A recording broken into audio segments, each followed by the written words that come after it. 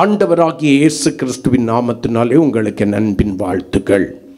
பாளையம் என்கிற தலைப்பிலே கர்த்தருடைய வார்த்தையை நம்ம தியானித்து கொண்டிருக்கிறோம்.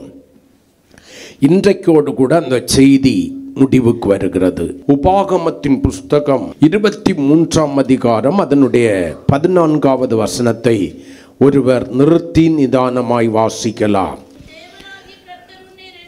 உன் தேவனாகிய கர்த்தர் உன்னை ரட்சிக்கவும் உன் சத்துருக்களை உனக்கு ஒப்பு கொடுக்கவும் உன் பாளையத்திற்குள்ளே உலாவிக் கொண்டிருக்கிறார். ஆகையால் அவர் உன்னிடத்தில் அசுசியான காரியத்தை கண்டு உன்னை விட்டு போகாதபடி உன் பாளையம் சுத்தமாய் இருக்க கடவது. உன் தேவனாகிய கர்த்தர் உன்னை ரட்சிக்கவும் உன் சத்துருக்களை உனக்கு ஒப்பு கொடுக்கவும் உன் பாளையத்திற்குள்ளே உலாவிக் கொண்டிருக்கிறார். ஆகையால் அவர் உன்னிடத்தில் அசுசியான காரியத்தை கண்டு உன்னை விட்டு போகாதபடி உன் பாளையம் சுத்தமாய் இருக்க கடவது. திரும்ப திரும்ப பாளையம் என்றால் என்ன என்று உங்களுக்கு சொல்லி இருக்கிறேன். இஸ்ரவேல் ஜனங்களுடைய 40 வருட கானான் பிரயாணத்திலே 41 இடங்களிலே கூடாரம் அடித்து தங்கினார்கள். அதற்கு பெயர் பாளையம். அதை இப்படியும் சொல்லலாம், இஸ்ரவேல் ஜனங்களுடைய வசிப்பிடங்கள் என்றும் சொல்லலாம்.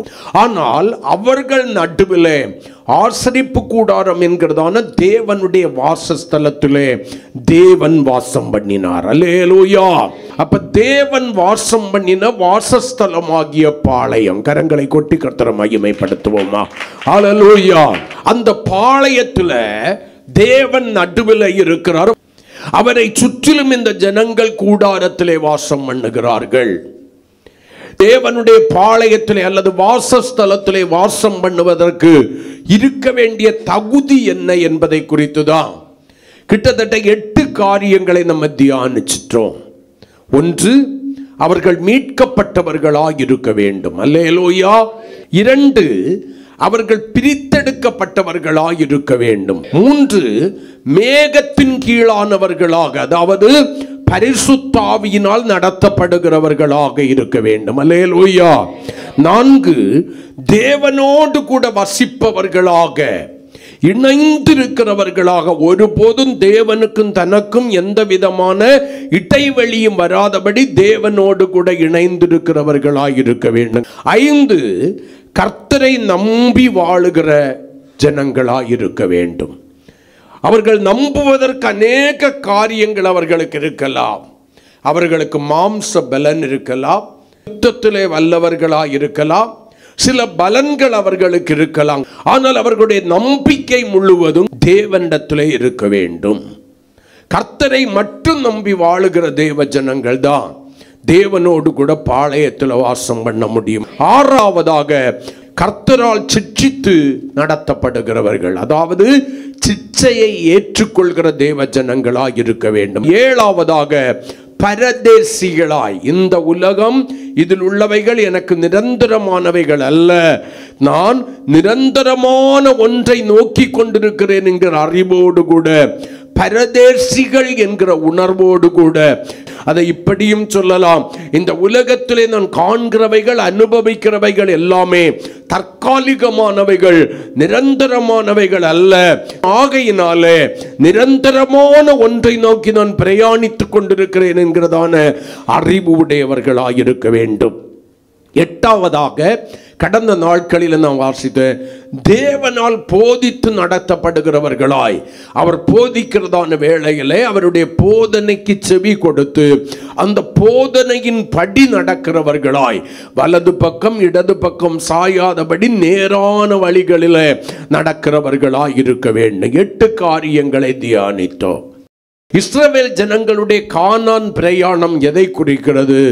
புதிய ஏற்பாட்டில் வரும்போது இயேசு கிறிஸ்துவினுடைய இரத்தத்தினாலே மீட்கப்பட்டு அவருடைய சரீரமாகிய சபையிலே அபயமாய் சேர்க்கப்பட்டிருக்கிற அல்லது இணைக்கப்பட்டிருக்கிற தேவனுடைய பிள்ளைகளுடையதான வாழ்க்கையின் பரலோக பிரயாணத்தை குறிக்கிறது.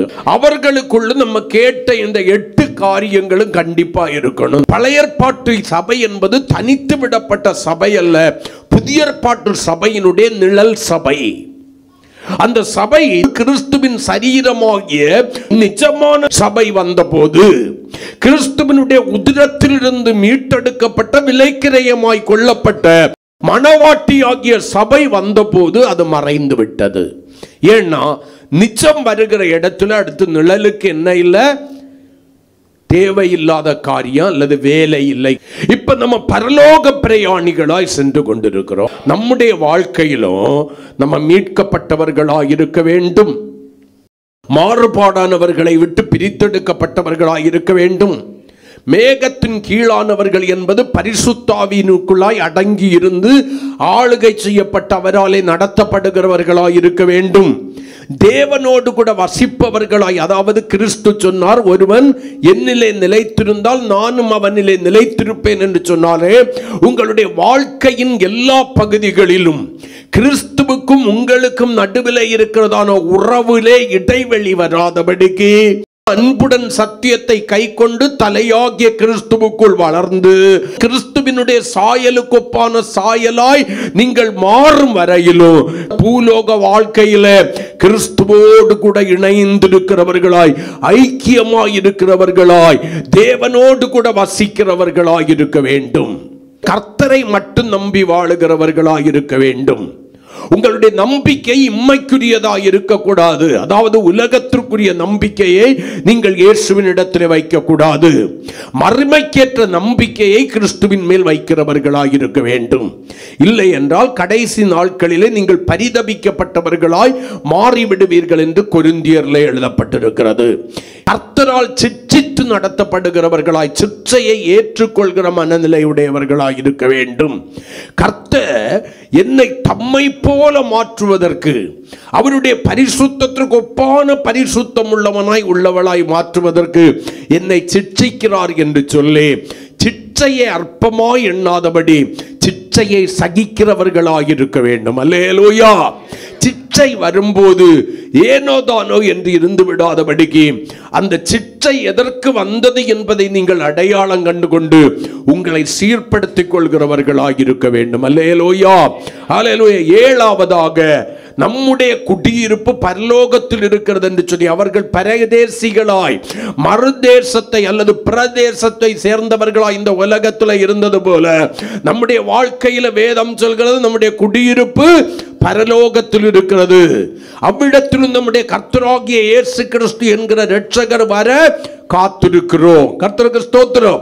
யோவான் 14 ஆண்டவர் என்ன சொன்னார்? என் பிதாவின் வீட்டிலே அநேக வாசஸ்தலங்கள் உண்டு, அவைகளில் ஒன்றை உங்களுக்கு நான் ஆயத்தப்படுத்தின பின்பு என்னோடு கூட நீங்கள் இருப்பதற்கு உங்களை வந்து நான் அழைத்து செல்வேன். அல்லேலூயா. அழைத்து செல்வதற்கு வெகு சீக்கிரமாக இயேசு வரப்போகிறார். வெகு சீக்கிரமாக இயேசு வரப்போகிறார் நம்மை அழைத்துக் கொள்வதற்கு. எதற்கு? தம்மோடு கூட நிரந்தரமாய் வைத்துக் கொள்வதற்கு. எட்டாவதாக, கடந்த வாரத்தில் கேட்டபடி அவர்களுக்கு நியாயப்பிரமாணத்தையும் கட்டளைகளையும் பிரமாணங்களையும் கொடுத்து தேவனுடைய வார்த்தைகளை கொடுத்து ஆண்டவர் போதித்தார். நீங்க ஏசாயா தீர்க்க தரிசன புஸ்தகம் 30ஆம் அதிகாரம் 21வது வசனத்தில் வாசிக்கும் போது, நீ வலது பக்கம் சாயும் போது இடது பக்கம் சாயும் போதும் வழி இதுவே, இதிலே நடவுங்கள் என்று சொல்கிறதான சப்தத்தை உங்களுடைய காதுகள் கேட்கும். ஆண்டவர் தம்முடைய சப்தத்தை நம்முடைய காதுகளிலே துணிக்க பண்ணி நேரான வழியிலே நம்மை நடத்த விரும்புகிறார். அல்லேலூயா. ஆகையினாலே அவருடைய போதனையை கேட்கிறவர்களாய் மட்டுமல்ல, அதை கை கொண்டு நடக்கிறதான தேவ சபையாய் நம்ம இருந்தாதான் தேவனுடைய ராஜ்யம் என்கிற, கிறிஸ்துவின் ராஜ்யம் என்கிற பரலோக ராஜ்யத்திலே சென்று பங்கடைவோம். கரங்களை கொட்டி கர்த்தரை மகிமைப்படுத்துவோமா? ஹல்லேலூயா, ஹல்லேலூயா.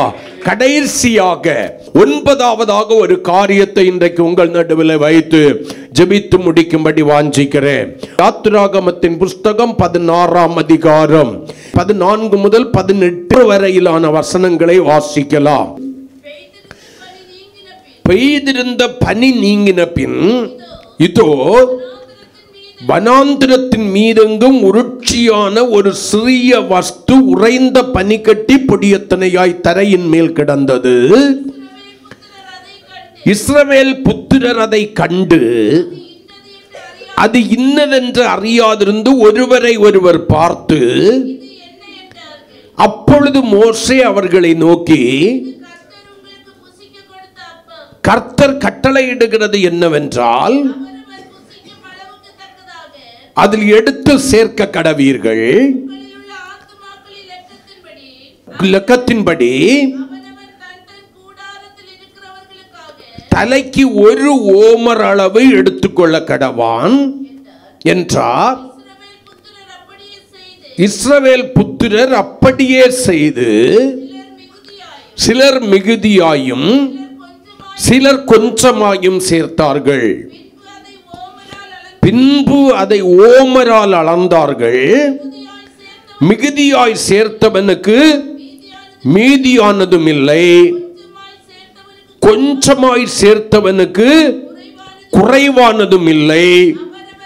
அவரவர் தாங்கள் புசிக்கும் அளவுக்கு தக்கதாக சேர்த்தார்கள். 9வதாக, இவர்கள் சமநிலை பிரமாணத்தை நிறைவேற்றி வாழுகிறவர்களாயிருக்க வேண்டும்.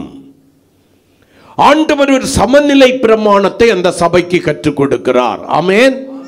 இவர்கள் வனாந்தர பிரயாணத்தில் எங்களுக்கு பசிக்கிறது, புசிக்க அப்பம் இல்லை என்கிறார்கள், புசிக்க இறைச்சி இல்லை என்கிறார்கள். வேதம் சங்கீதத்திலே வாசிக்கும் போது வேதம் சொல்கிறது, தூதர்களின் மன்னாவினால் அவர்களை என்ன பண்ணினாராம், போஷித்தார் என்று சொல்லி வேதம் சொல்லுகிறது. அப்ப தேவன் அந்த வானத்தில் இருந்த அந்த மன்னாவை கீழே இறங்க பண்ணுகிறதான வேளையில ஒரு கட்டளை கொடுத்திருந்தார். அது என்ன?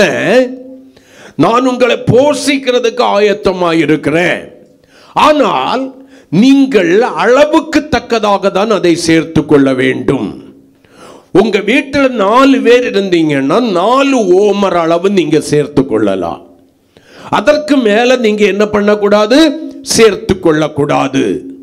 6 நாட்கள் கர்த்தருக்கு 5 நாட்கள் நீங்கள் ஒவ்வொரு ஓமர் அளவுக்கு தான், தலைக்கு ஒரு ஓமர், ஒரு அளவு பிரமாணத்தின்படி தான் நீங்க சேர்க்கணும். 6ஆம் நாள் வருகிறதான வேளையில நீங்க என்ன பண்ணணும், தலைக்கு 2 ஓமர் சேர்க்க வேண்டும். ஏனெனில் 7ஆம் நாள் ஓய்வு நாள். அந்த ஓய்வு நாளில் வானத்திற்கும் ஓய்வு. ஆமென் சொல்லுங்களேன். வானம் திறக்காது, மன்னா கீழே இறங்கி வராது. இதுக்கு மேல நீங்க சேர்த்தீங்கன்னா பூச்சி படுத்து கெட்டு போய் நாற்றம் எடுத்து விடும். சிலர் மிகுதியாய் சேர்த்தார்கள் என்று வேதம் சொல்கிறது. மறுநாளைக்கு பங்கு வச்சிருந்தாங்கன்னா அந்த பிரமாணம் சொல்லுகிறது, நீ எடுக்கிற ஒரு ஓமர்ல நாளைக்கு என்ன பண்ணிடக்கூடாது, பங்கு வைக்க கூடாது. இன்னைக்கு இதோட அதை சாப்பிட்டு முடிச்சிடணும்.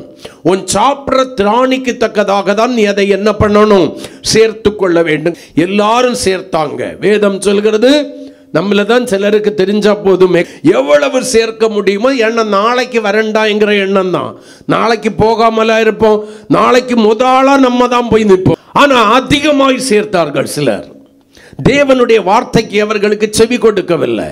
ஆனா வீட்டில் கொண்டு வந்து படியில் அதை அளக்கிறதான வேளையில வேதம் சொல்கிறது, அதிகமாய் சேர்த்தவனுக்கு அதிகமாய் இல்லை, கொஞ்சமாய் சேர்த்தவனுக்கு கொஞ்சமாயும் இல்லை.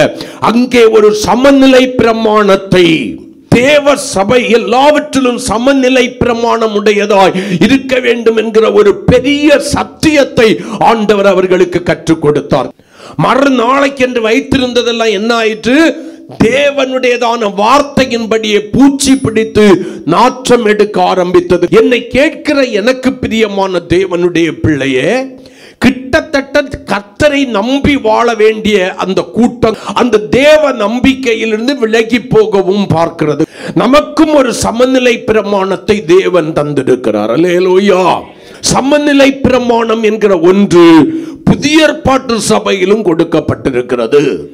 அது பழைய ஏற்பாட்டு சபையோடு கூட முடிந்து விடவில்லை.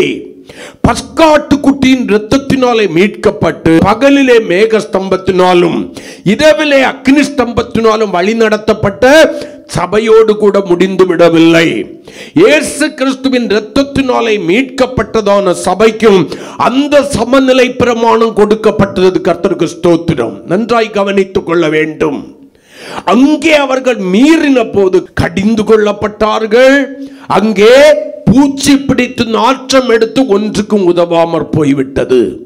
உங்களுக்கு ஒன்று தெரியுமா, நீங்கள் உங்களுக்கு உங்களுக்கு உங்கள் சந்ததிகளுக்கு என்று சேர்த்து வைக்கிற எல்லாம் ஒரு நாளிலே பூச்சி அரிக்கும் என்று சொல்லி வேதம் சொல்லுகிறது, பாழாய் போகும் என்று சொல்லி வேதம் சொல்லுகிறது. எனக்கு பிரியமான தேவனுடைய பிள்ளையே, இந்த பகல் காலத்திலே ஒரு ஆழ்ந்த சத்தியத்தை நம்ம தியானிக்க போகிறோம். ஆண்டவர் பழைய ஏற்பாட்டு சபையிலாகட்டும் புதிய ஏற்பாட்டு சபையிலாகட்டும் ஒரே பிரமாணத்தை தான் அநேக காரியங்களில் நியமித்திருக்கிறார். அல்லேலூயா. ஒரே ஒரு சேஞ்ச் தான். அது என்ன? அங்கே நியாயப்பிரமாணம் என்கிற ஒரு காலம் இருந்தது, இங்கே கிருபையின் பிரமாணம் கொடுக்கப்பட்டது. அல்லேலூயா. அந்த நியாயப்பிரமாணத்தை இயேசு சிலுவையிலே நிறைவேற்றி கிருபையின் பிரமாணமாக மாற்றினார். ஆகையினாலதான் தேவனற்றவர்களாய் பாளையத்திற்கு புறம்பே கிடந்த நம்மை தேவனுடைய சொந்த ஜனமாக அவர் மாற்றினார். ஆமென் சொல்லுங்களேன். நமக்கு இந்த பாக்கியத்தை கொடுத்தது எது? இயேசு கிறிஸ்துவின் சிலுவையின் இரத்தமும் அவருடைய மரணமும். இயேசு கிறிஸ்துவின் சிலுவையின் இரத்தமும் அவருடைய மரணமும் தான் இந்த பெரிய பாக்கியத்தை நமக்கு கொடுத்தது. நான் அடிக்கடி சபைக்கு சொல்லுவேன், நம்ம எல்லாம் பேசிக்கலி யாரு? தேவனற்றவர்கள், தேவன் இல்லாதவர்கள், தேவனற்றவர்கள். ஆனால் இயேசு கிறிஸ்து பாளையத்திற்கு புறம்பே தன்னை பலியாக ஒப்பு கொடுத்தபடியினாலே அவருக்கு சொந்த ஜனங்களாய் மாறும்படியான பாக்கியத்தை தேவனிடத்திலிருந்து நமக்கு பெற்று தந்தார். இப்பொழுது நீங்கள் அந்நியரும் பரதேசிகளுமாய் இராமல் தேவனுடைய சொந்த ஜனங்களாய் ஒரே வீட்டாராய் மாறப்பட்டிருக்கிறீர்கள். ஆமென் சொல்லுங்களேன். ஹல்லேலூயா. பரிசுத்தவான்களுக்கு, பழைய ஏற்பாட்டு பரிசுத்தவான்களுக்கானாலும் சரி புதிய ஏற்பாட்டு பரிசுத்தவான்களுக்கானாலும் சரி பரலோகம் என்கிற ஒரே வீடு நியமிக்கப்பட்டிருக்கிறது. கரங்களை கொட்டி கர்த்தரை ஸ்தோத்திரம் பண்ணுவோம். அல்லேலூயா. இந்த ஸ்லாக்கியத்தை எனக்கு கொடுத்தது கிருபையின் பிரமாணம். கிருபையின் பிரமாணம் எப்படி வந்தது? என் ஆண்டவராகிய இயேசு கிறிஸ்துவின் மரணத்தினாலும் அவர் சிந்தினதான இரத்தத்தினாலும் வந்தது. கரங்களை கொட்டி கர்த்தரை ஸ்தோத்திரம் பண்ணுவோமா? அல்லேலூயா. அப்ப பழைய ஏற்பாட்டுல மட்டுமல்ல சமநிலை பிரமாணம், புதிய ஏற்பாட்டிலும் கர்த்தர் சமநிலை பிரமாணத்தை ஏற்படுத்தி இருக்கிறார். சபை தொடங்குவதற்கு முன்பாகவே தேவன் இந்த சமநிலை பிரமாணத்தை குறித்த தெளிவை ஜனங்களுக்கு கொடுத்திருந்தார். அல்லேலூயா. சபை எப்பொழுது ஆண்டவராகிய இயேசு கிறிஸ்துவின் உதிரத்தினாலே கிரயமாய் கொள்ளப்பட்டு கிறிஸ்துவினுடைய சரீரமாய் சபை எழும்பிற்றோ அப்பொழுதே இந்த பிரமாணத்தை இயேசு கொடுத்திருந்தார். அப்போஸ்தலர் நடவடிக்கைகளின் புஸ்தகம் 4ஆம் அதிகாரம் 34, 35 வசனங்களை முதல்ல வாசிங்க. நல்ல கவனிங்க. நிலங்களையும் வீடுகளையும் உடையவர்கள் அவைகளை விற்று விற்கப்பட்டவர்களின் கிரயத்தை கொண்டு வந்து அப்போஸ்தலருடைய பாதத்திலே வைத்தார்கள். அவனவனுக்கு தேவையானதற்கு தக்கதாய் பகிர்ந்து கொடுக்கப்பட்டது. அவர்களில் ஒருவனுக்கும் ஒன்றும் குறைவாய் இருந்ததில்லை. மறுபடியும் அந்த வசனத்தை ஒரு மாதிரி வாசிங்க. நிலங்களையும் வீடுகளையும் உடையவர்கள் அவைகளை விற்று விற்கப்பட்டவர்களின் கிரயத்தை கொண்டு வந்து அப்போஸ்தலர்களுடைய பாதத்திலே வைத்தார்கள். அவனவனுக்கு தேவையானதற்கு தக்கதாய் பகிர்ந்து கொடுக்கப்பட்டது சபையிலிருந்து. அவர்களில் ஒருவனுக்கும் ஒன்றும் குறைவாய் இருந்ததில்லை. அப்போஸ்தலர் 2:47 சொல்கிறது, ரட்சிக்கப்பட்டவர்களை அனுதினமும் சபையில சேர்த்து கொண்டு வந்தார். யார் ரட்சிக்கப்பட்டார்கள்? கர்த்தராகிய இயேசு கிறிஸ்துவின் நாமத்தின் மேல் ரட்சிப்புக்கேற்ற விசுவாசத்தை வைத்து பாவ மன்னிப்பின் நிச்சயத்தை பெற்றவர்கள். அல்லேலூயா. அவருடைய இரத்தத்தினாலே கழுவப்பட்டு மீட்கப்பட்டவர்கள், சுத்திகரிக்கப்பட்டவர்கள் அவர்கள். ஆமென் சொல்லுங்களேன். அல்லேலூயா. இரண்டாவதாக மார்க் 16:16 நம்ம வாசிக்கிறோம், விசுவாசம் உள்ளவனாகி ஞான ஸ்நானம் பெற்றவன் பிதா குமாரன் பரிசுத்தாவின் நாமத்தினாலே பாவங்கள் போக்க கழுவப்படுதலாகிய ஞான ஸ்நானம் பெற்றவன் ரட்சிக்கப்படுவான். ஆமென் சொல்லுங்களேன். இல்லாதவனோ ஆக்கினை தீர்ப்புக்குட்படுவான் என்று சொல்லி வேதம் சொல்கிறது. இப்ப விசுவாசத்தை போதாது, அந்த விசுவாசத்தை கிரியையாகிய ஞான ஸ்நானத்திலே வெளிப்படுத்த வேண்டும். அல்லேலூயா. மூழ்குதல் என்பது எதை குறிக்கிறது? என்னுடைய பழைய மனுஷனையும் அவனுடைய சுபாவங்களையும் அடக்கம் பண்ணிவிட்டு புதிய கிறிஸ்துவாகிய இயேசுவோடு கூட நான் எழும்பி, நல்லா கவனிங்க, கலாத்தியர் 3:27 படி கிறிஸ்துவை தரித்துக் கொள்கிற அனுபவத்தை காட்டுகிறது. ஆமென் சொல்லுங்களேன். அல்லேலூயா. எபேசியர் 4ஆம் அதிகாரத்தில் நீங்க வாசிக்கிறபடி பழைய மனுஷனை அவனுடைய சுபாவங்களை கடைந்து போட்டு உள்ளத்திலே புதிதான ஆவி உள்ளவர்களாகி மெய்யான நீதியிலும் பரிசுத்தத்திலும் தேவனுடைய சாயலாக சிருஷ்டிக்கப்பட்ட புதிய மனிதனை தரித்துக் கொள்கிற ஒரு அனுபவத்தை ஞானஸ்நானம் என்கிற ஒன்று கொடுக்கிறது. ஞானஸ்நானம் என்பது கடமைக்கானது அல்ல, அது கிறிஸ்துவின் சரீரத்தோடு உன்னை சேர்க்கிறது. கிறிஸ்துவை தரித்துக் கொள்வதற்கு உன்னை பாக்கியவானாய் பாக்கியவதியாய் மாற்றுகிறது. சிலர் நினைக்கிறது போல அது பெந்தேகோஸ்தே உபதேசம் அல்ல.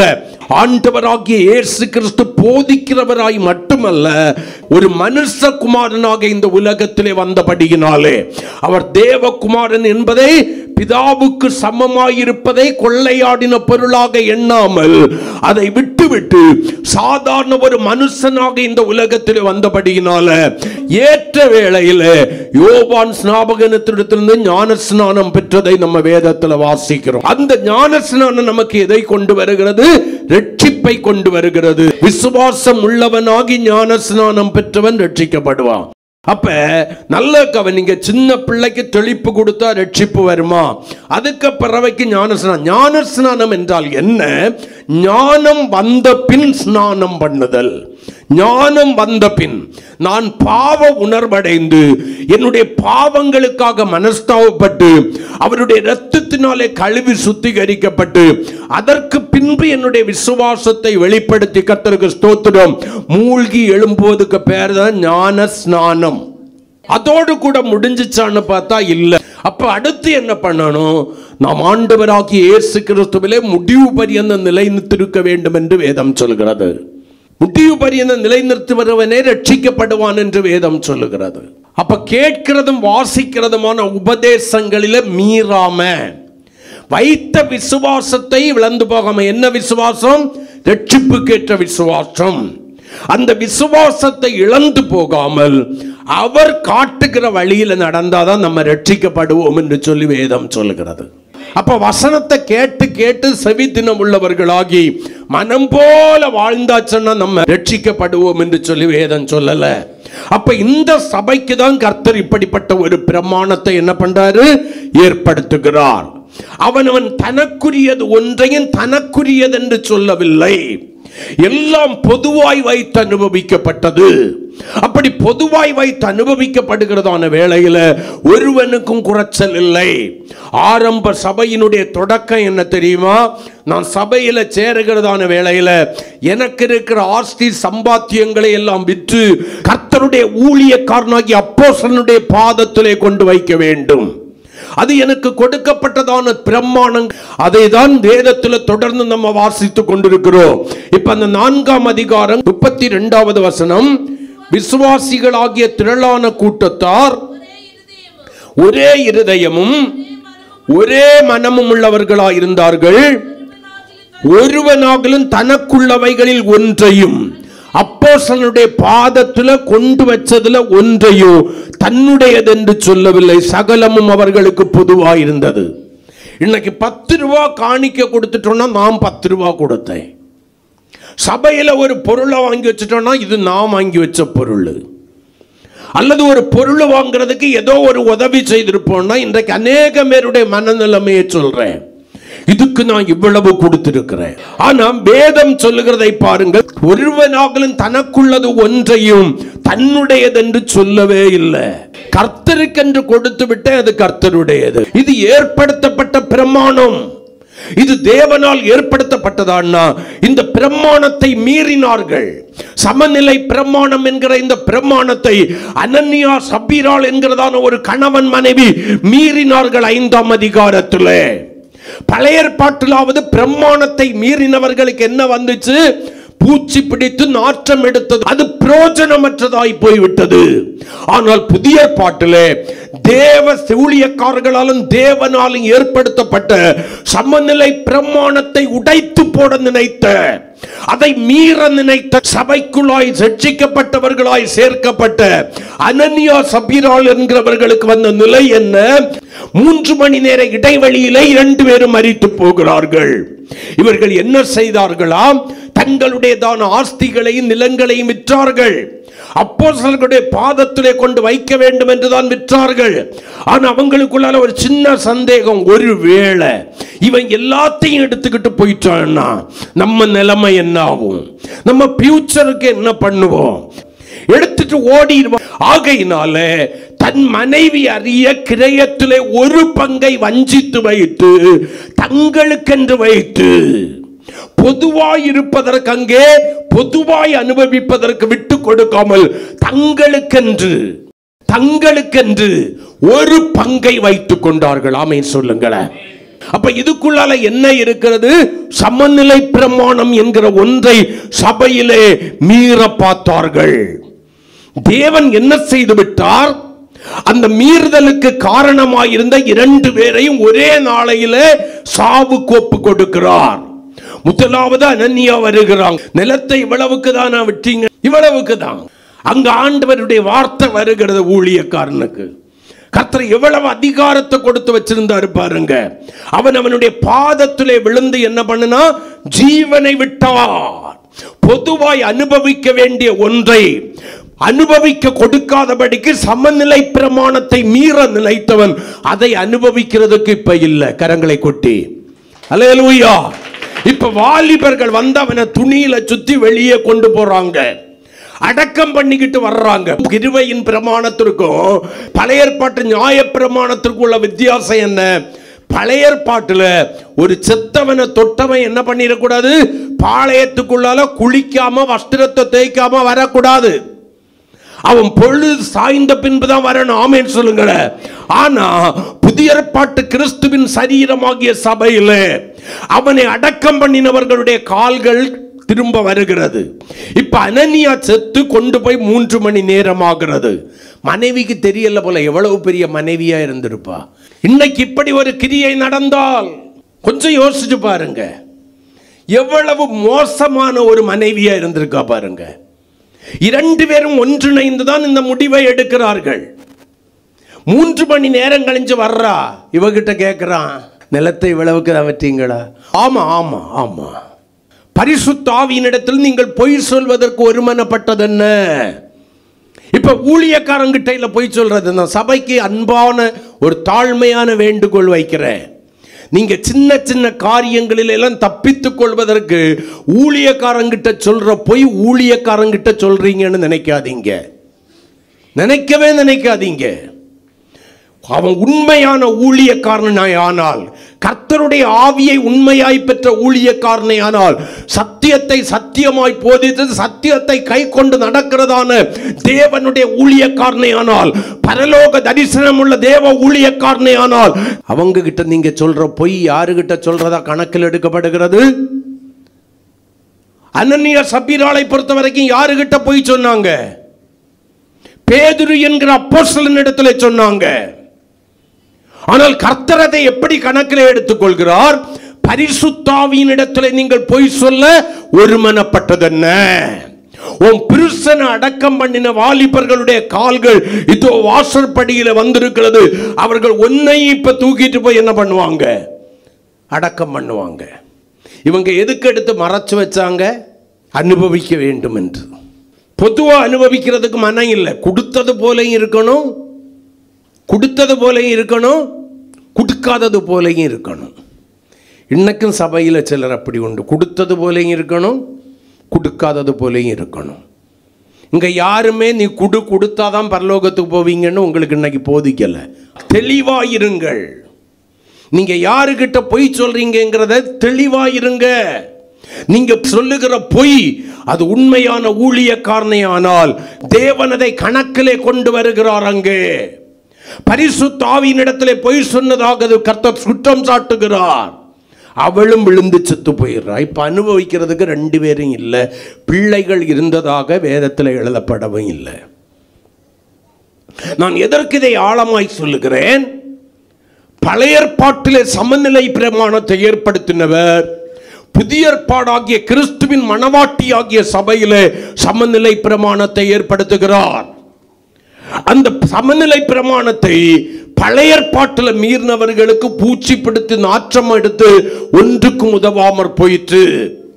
ஆனால் புதிய ஏற்பாட்டில் அந்த சமநிலை பிரமாணத்தை மீறினவர்கள் அதை அனுபவிப்பதற்கு அவர்கள் உயிரோடு இல்லை. ஆமென் சொல்லுங்களேன். அல்லேலூயா.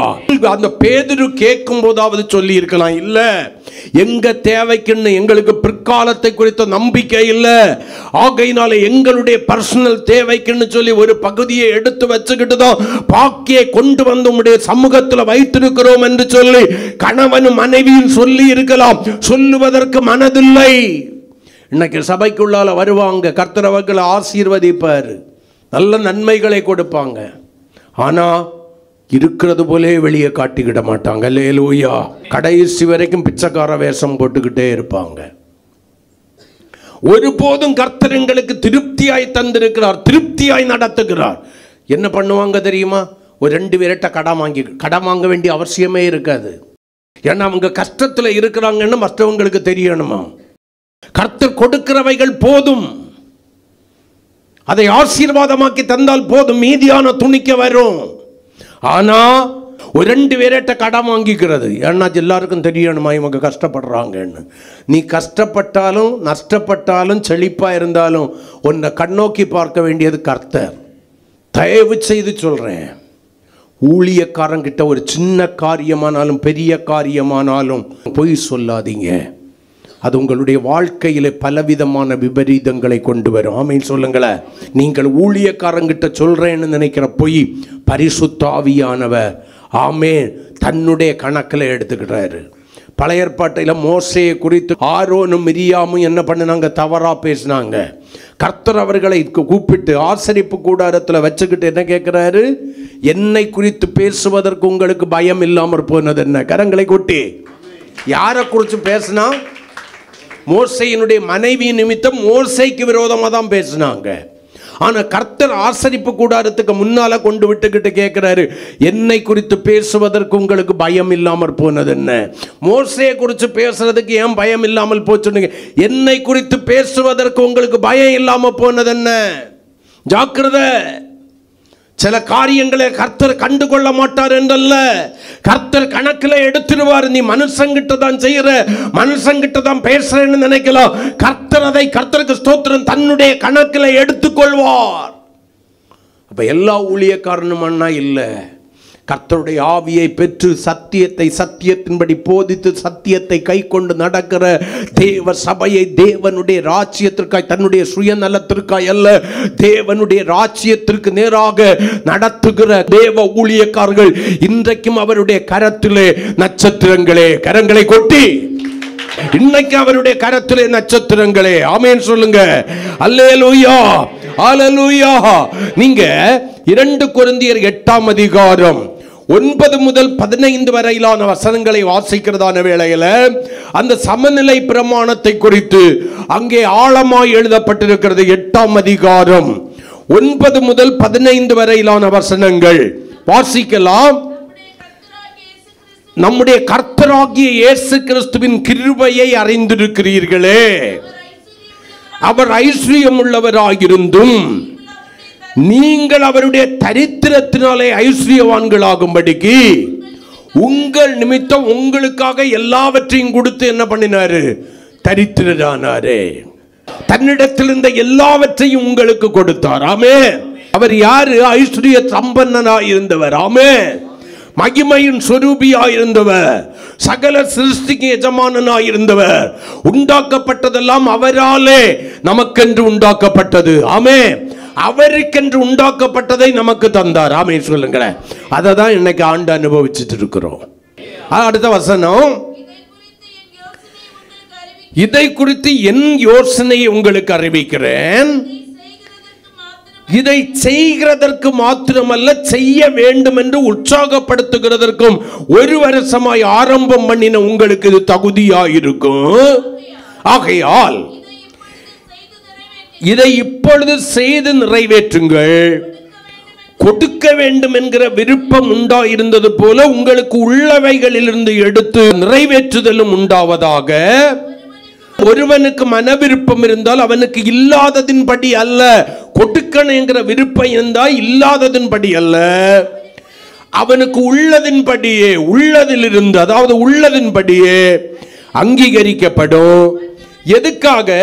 மற்றவர்களுக்கு நீங்கள் கொடுக்கிறதான நன்மைகள் சகாயமும் உங்களுக்கு வருத்தமும் உண்டாக்கும்படி அல்ல, சமநிலை பிரமாணம் இருக்கும்படியாகவே சொல்லுகிறேன்.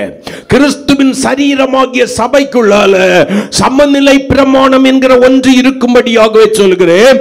எப்படி எனில், மிகுதியாய் சேர்த்தவனுக்கு அதிகமானதும் இல்லை, கொஞ்சமாய் சேர்த்தவனுக்கு குறைவானதும் இல்லை என்று எழுதியிருக்கிற பிரகாரம் சமநிலை பிரமாணத்தின்படி அவர்களுடைய செல்வம் உங்கள் வறுமைக்கு உதவும்படிக்கு இக்காலத்திலே உங்களுடைய செல்வம் அவர்களுடைய வறுமைக்கு உதவுவதாக. அல்லேலூயா. சுருக்கமா சொல்றாரு. எதுக்கு தெரியுமா? சபையில சமநிலை பிரமாணம் உங்களுக்கிட்ட இன்னைக்கு இருக்கிறது இல்லாதவர்களுக்கு உதவ வேண்டும். நீங்க அப்படி செய்கிறதான வேளையில உங்களுடைய குறைவுகளில ஒரு நாளைக்கு உங்களுக்கு நிறைவு வரும்.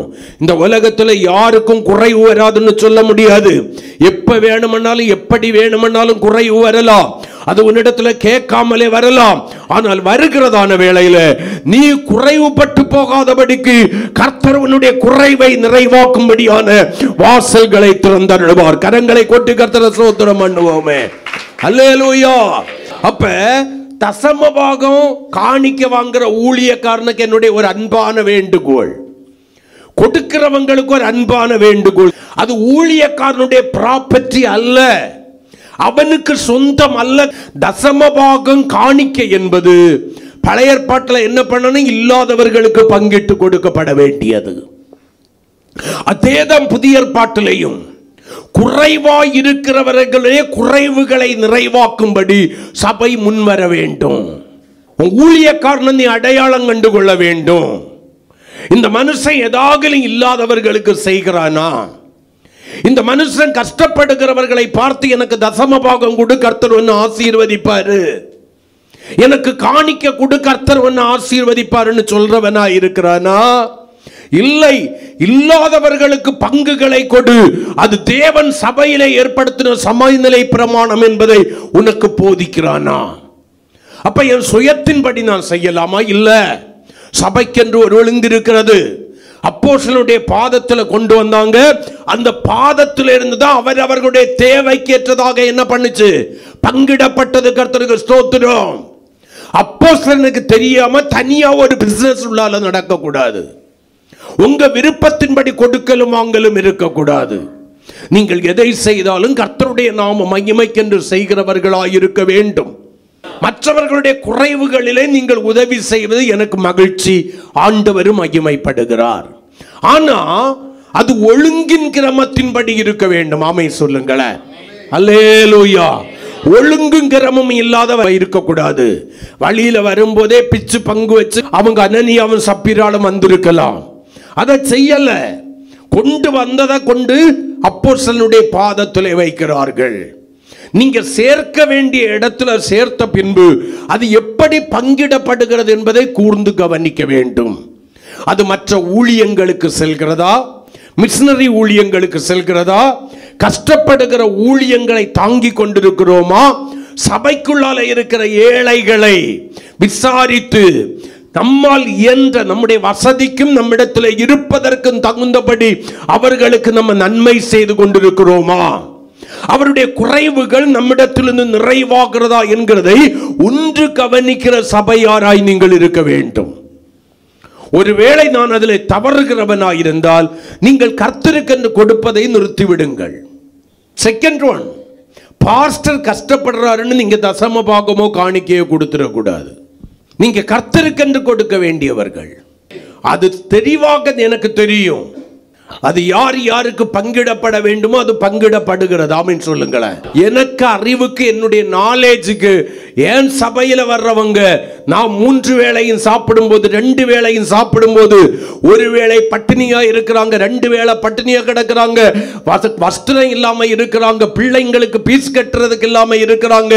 அந்த சூழ்நிலை வரக்கூடாது. நான் இத்தனை வருஷம் இதை தான் உங்களுக்கு போதித்துக் கொண்டிருக்கிறேன். இதுதான் சமநிலை பிரமாணம். எனக்கு உள்ளதில் எடுத்து இல்லாதவர்களுக்கு என்னுடைய பங்கை கொடுக்கிறேன். எனக்கு இல்லாம இருக்கலாம், ஆனால் உள்ளதிலிருந்து எடுத்து என்னை பார்க்கலும் இல்லாதவர்கள் இருக்கிறார்கள். அவர்களுக்கு நான் என்ன செய்திருக்கிறேன்? ஏழைகளுக்கும் எளியவர்களுக்கும் நீங்கள் எதை செய்கிறீர்களோ அது கர்த்தருக்கே செய்கிறீர்கள். அடிக்கடி சொல்லுவேன், எனக்கு சொந்த சபை ஏக்கரில் கட்டாமல் இருந்தாலும் பரவாயில்லை, சொந்த வீடு இல்லாமல் இருந்தாலும் பரவாயில்லை, கடைசி வரைக்கும் இந்த ஊழியத்தை நான் விட போகிறது கிடையாது. எந்த ஊழியம்? எந்த ஊழியம்? பிரசங்கிக்கிற ஊழியம் அல்ல. இல்லாதவர்களுக்கு நம்மால் இயன்றதை, அவர்களுடைய குறைவுகள் நிறைவாக்கும்படி, எங்கிட்ட என்ன இருக்கிறதோ இருக்கிறதற்கு தக்கதாக, அளவில்லாதபடி தேவ பிள்ளைகளுக்கு உதவி செய்வதற்கு, குறைவுபட்டு கிடக்கிறவர்களுக்கு உதவி செய்வதற்கு நீங்க கணக்கு பார்க்காத இருங்க. சேர்த்து வைப்பதனால் உங்களுக்கு ஒரு பிரயோஜனமும் இல்லை. பசியோடு இருக்கிற ஒருவருக்கு நீங்கள் கொடுக்கிற ஒரு நன்மை அவர்களுடைய பசிகளை ஆற்றுமையானால் அவர்கள் அதை புசிக்கிறதான வேளையில், ஆண்டவரே என்னுடைய பசி ஆறுவதற்கு காரணமாயிருந்த அந்த குடும்பத்தை ஆசீர்வதிங்கிறாங்களே, அந்த ஆசீர்வாதம் உங்கள் மேல் வந்து தங்கும்.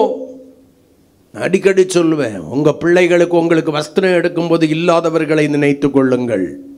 நீங்க பண்டிகை நாட்களை விமரிசையாய் கொண்டாடுகிறதான வேளையில் அதை கொஞ்சம் சுருக்கமா செலவு பண்ணிக்கிட்டு அதுல ஒரு பங்கை எடுத்து இல்லாதவர்களுக்கு கொடுங்க. யாக்கோபு அழகா சொல்லும்போது சொல்லுவான், உன் சகோதரன் பசியா இருக்கையில நீ போய் ஜெபம் பண்ணுன்னு சொல்லக்கூடாது, கர்த்தர் பார்த்துக்கிடுவாருன்னு சொல்லக்கூடாது. முதல்ல அவன் பசி ஆறி ஜெபம் பண்ணுவதற்கு நீ என்ன செய்திருக்கிறாய் சபையே? பசியோடு இருக்கிறவனை பார்த்து, தேவையோடு கூட இருக்கிறவனை பார்த்து, நெருக்கத்தில் இருக்கிறவனை பார்த்து ஜெபம் பண்ணு, கர்த்தர் தருவாருன்னா நீ எதுக்கு இந்த உலகத்துல?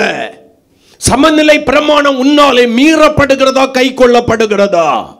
மற்றவர்களுடைய தேவைகளில் குறைவுகளை உதவி செய்வதற்கு தான் கர்த்தர் அவர்களிடத்தில் இல்லாத ஏதோ ஒண்ணு உனக்கு தந்திருக்கிறார். ஆமென் சொல்லுங்களேன். அடுத்தவங்க எனக்கு கொடுத்தா நன்றி இல்ல, தேங்க்ஸ் சொல்லல, அதனால நான் கொடுக்கலன்னு சொல்லக்கூடாது. நீ தான் கொடுக்கிறேன்னு கூட யாருக்கும் தெரியக்கூடாது. அவங்க உன்னை கஞ்சன்னு நினைச்சுக்கிட்டு போட்டோம், ஆனால் உன்னுடைய பங்கு அங்கே இருப்பதை கர்த்தர் அறிவார். அதன் பலன்களை அவருடைய வருகை மட்டும் உன் மீதும் உன்னுடைய சன்னதிகளின் மேலும் பொழிந்தருளுவார். நமக்கு எவ்வளவு இருந்தாலும் பத்தல்ல பத்தல்ல பத்தல்ல பத்தலன்னா நீ சாவுறது வரைக்கும் பத்தாது. இருக்கிறதுல சந்தோஷப்பட்டு பாரு, இருக்கிறதுல திருப்தி அடைந்து பாரு, சமநிலை பிரமாணத்தின்படி வாழ்ந்து பார். யாராவது எனக்கு தருவாங்களான்னு இல்லை, சிலர் சொல்லுவாங்க எனக்கு யாராவது தருவாங்களான்னு காத்திருக்கிறேன். நீ என்ன செய்த? நீ என்ன செய்தாய்? உன்னை பார்க்கலும் கண்ணீர் வடிக்கிற, உன்னை பார்க்கலும் கஷ்டப்படுகிற, ஒருவேளை ஆகாரத்திற்கு கஷ்டப்படுகிறவர்கள் உண்டு, நெருக்கத்திலும் உடுக்கத்திலும் இருக்கிறவர்கள் உண்டு. அவர்களுக்கு என்ன செய்தாய்? உங்ககிட்ட முகஸ்துதி பண்றவங்களுக்கு கொடுத்து மகிழ்கிறியா? அதற்கு உனக்கு ஆசீர்வாதம் வராது. ஆமென்.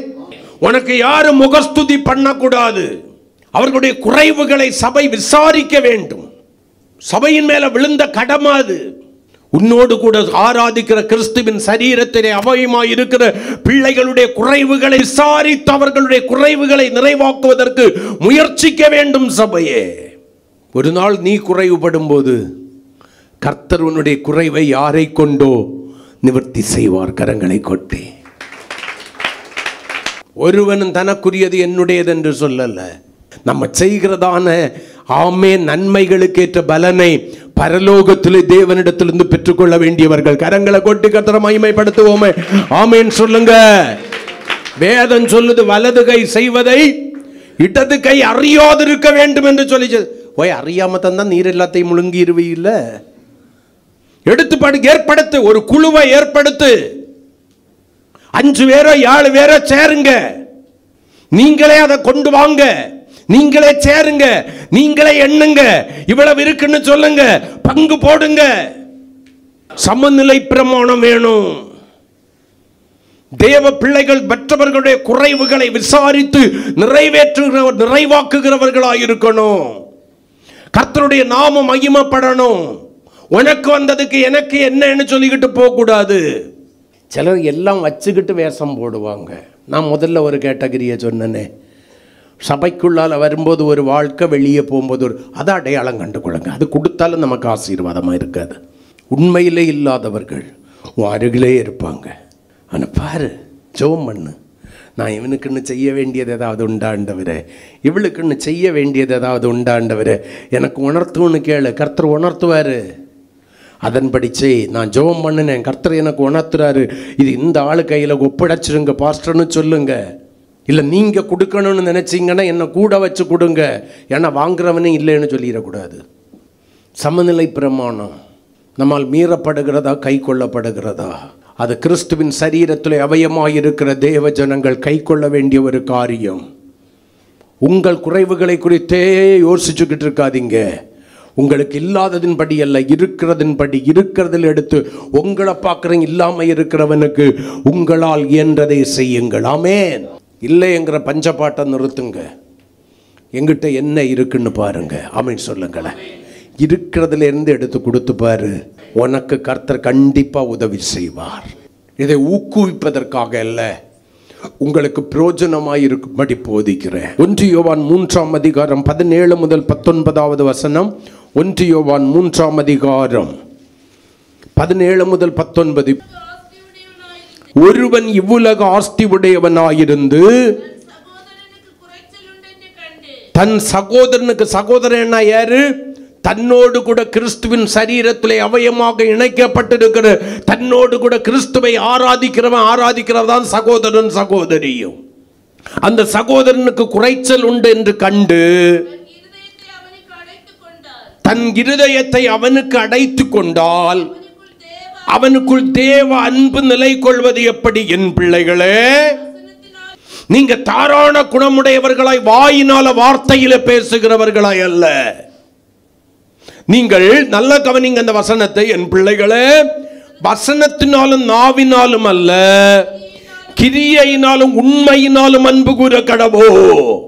கிரிய வெளிப்படணுங்க, உண்மை வெளிப்பட வேண்டும். அடுத்த வசனம், இதனாலே நாம் நம்மை சத்தியத்திற்குரியவர்கள் என்று அறிந்து நம்முடைய இருதயத்தை அவருக்கு முன்பாக நிச்சயப்படுத்திக் கொள்ளலாம். அல்லேலூயா. எதனால? இவ்வுலக ஆஸ்திகளில் குறைவாய் இருக்கிறவர்களுக்கு என்னுடையத்தில் இல்லாததன் படி அல்ல, இருக்கிறதன் படி நான் உதவி செய்கிறதான வேளையில. வாய்ச்சாலகன் நீதிமானாய் விளங்குவது எப்படி என்று சொல்லி யோபுவில் ஆண்டவர் கேட்கிறாரு. ஆண்டவருடைய வசனம் அப்படி சொல்லுது. வாயினால வடச்சுடுறவங்களா நீங்க இருக்கக்கூடாது. வேதம் சொல்லுகிறது, கிரியையினாலும் உண்மையினாலும் அன்பு கூறணும் மற்றவர்களை. ஆமென் சொல்லுங்களேன். அல்லேலூயா. கிரியையினாலும் அன்பினாலும் நீங்க என்ன பண்ணணும்? கிரியையினாலும் உண்மையிலும் நீங்கள் அன்பு கூற வேண்டும். சிலவங்க ஒன்றும் செய்யலைன்னாலும் இந்த வாய் சவுடால பார்க்கணும். ஐயா இப்படி பேசுவாங்க. பெரிய தாரான குணம் உள்ளவங்களை போல தனக்குள்ளதை எல்லாத்தையும் உங்களுக்கு கொடுத்து சிலர் இப்படி என்னால தான் வாழ்றாங்கிறது போல. ஆனால் கூர்ந்து கவனித்து பார்த்தா சொல்கிறேன், ஒரு கப்பு தண்ணி கூட கொடுக்க மாட்டாவ. இவன்கிட்ட இருந்து நான் வாங்கி யாரோ ஒருவருக்கு கொடுத்துக்கிட்டு நான் கொடுத்தேன்னா ப்ராப்பர்ட்டிக்கு சொந்தக்காரன் அங்கே இருக்கான். அதை ஒரே வார்த்தையில் சொல்லலாமே, கர்த்தர் கொடுத்தார். என்னால் கொடுக்க முடியலை, யாரோ கொடுக்குறவங்க கிட்ட வாங்கி நான் கொடுக்குறேன். நான் வெறும் வாய்ச்சாலகனாக இருக்க விரும்பலை, வாயினாலும் நாவினாலும் நான் வெளிப்பட விரும்பல, கிரியையினாலும் உண்மையிலும் அன்பு கூற விரும்புகிறேன். அப்படி நான் கூறும்போது இதிலே நாம் நம்மை சத்தியத்திற்குரியவர்கள் என்று, சத்தியத்திற்குரியவர்கள் என்றால் என்ன? வசனத்திற்குரியவர்களா? வசனத்திற்குரியவர்களா? இல்லை. சத்தியம் என்பது கிறிஸ்துவை குறிக்கிறது. கிறிஸ்துவுக்குரியவர்கள் என்று அறிந்து நம்முடைய இருதயத்தை அவருக்கு முன்பாக நிச்சயப்படுத்திக் கொள்ளலாம். கரங்களை கொட்டி நம்ம எதுல அன்பும் உண்மையும் வெளிப்படுத்திட்டு இருக்கோம்? நம்ம கிட்ட கிரியை இருக்கா இல்லையா? கிரியை இல்லாத விசுவாசம் செத்ததுன்னு இதை தான் யாக்கோபு சொன்னான். வசனத்தை கேட்குறேன்னா அதுக்கேற்ற கிரியை உனக்குள்ளால இருந்து வெளிப்படணும். இன்னைக்கு சில போதகர்களை பார்த்துருக்கேன், செத்த வீட்டிலையும் போய் காணிக்க வாங்குறதுக்கு முதல்ல காத்து நிற்கிறான். காணிக்க தந்தாதான் போக முடியும்னு. ஐயா, வருஷம் ஃபுல்லாக தசம பாகம் கொடுக்குறாங்க, காணிக்க கொடுக்குறாங்க. அந்த வீட்டில் ஒரு கல்யாணம் நடக்கும்போது, ஒரு ஃபங்க்ஷன் நடக்கும்போது, ஒரு மரணம் விழும்போது எதுக்கு நீ காணிக்க வாங்குறதுக்கு நிற்கிற? வியாதி படுக்கையில் படுத்து கிடப்பாங்க, போய் ஜெபம் பண்ணிக்கிட்டு அவன் தான் போட்டா. அப்போ வேற ஒன்றும் விசேஷம் இல்லையே. செத்த இருங்க பாஸ்டர், செத்து இருங்கன்னு இல்லை, கொஞ்சம் இருங்க பாஸ்டர்னு சொல்லிட்டு உள்ளால போய் சோத்திரம் சோத்திரம் சோத்திரம் படுபாவி 50 ரூபா. கர்த்தர் கொடுத்ததை இலவசமாக கொடுக்கணும். உன்னை வீடு தோறும் போய் தசம பாகம் வாங்க சொல்லியிருக்கா, காணிக்க வாங்க சொல்லியிருக்கா? செத்த வீட்டிலையும் கல்யாண வீட்டிலையும் காணிக்க வாங்கின ஊழியக்காரன ஒருத்தரை எனக்கு பைபிள்ல காமி. இதை சொல்லும் போது அநேகம் இருக்குன்னு ஆகாதவன். இப்போ ஒருத்தர் சொன்னார் கொஞ்ச நாளைக்கு முன்னால், உங்கள் மெசேஜை ஒரு நாளைக்கு கொண்டு பாஸ்டருக்கு இந்த மெசேஜ் எல்லாம் கேட்காதீங்க அப்படின்னுட்டாரு. நான் கேட்டேன் ஏன்னு. வேண்டாம், ஏன்னா கேட்டால் உன் கண்ணு திறந்துடும். வாங்குடா வாங்குடா, போடுடா போடுடா போடுடா போடு. எனக்கு என் பொண்டாட்டிக்கு என் பிள்ளைக்கு. ஊழியக்காரனும் அப்படி தான் இருக்கான், விசுவாசியும் அப்படி தான் இருக்கான். எங்கே போவான்? எங்கே போக போகிற?